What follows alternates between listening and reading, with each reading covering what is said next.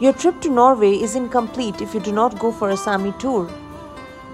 The bus ride is serene, the farm is lovely,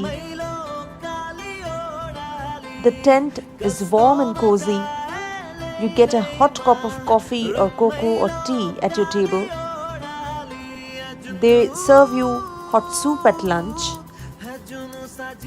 you get to feed the animals, learn about them.